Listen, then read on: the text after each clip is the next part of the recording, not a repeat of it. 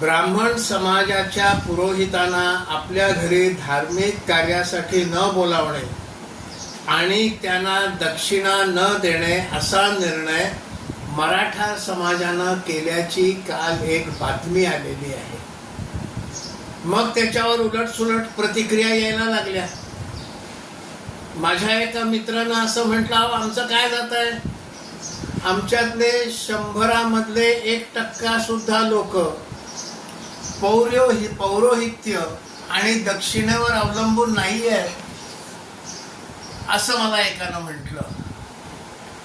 आणि असे किती लोक हा प्रस्ताव पाळणार आहेत आणि आम्हाला बोलवायचं बंद करणार आहेत, असंही त्यांनी म्हटलं. खरं तर हीच प्रतिक्रिया यायला नको आहे आणि ही आलेली आहे. इथे किती टक्के ब्राह्मण पौरोहित्यावर आपला उदरनिर्वाह चालवतात हे महत्वाचं नाहीच आहे.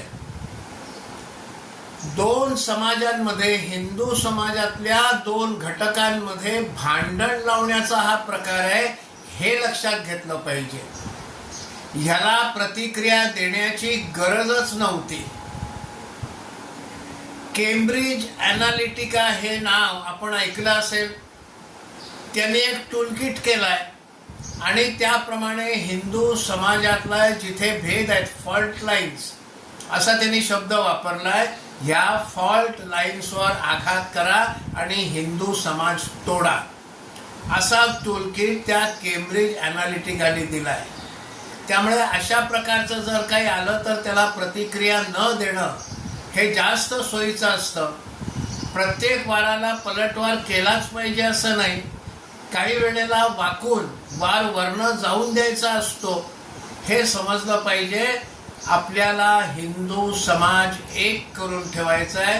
हिंदू समाजामध्ये भांडणं होऊन द्यायची नाही आहेत, हे महत्वाचं आहे.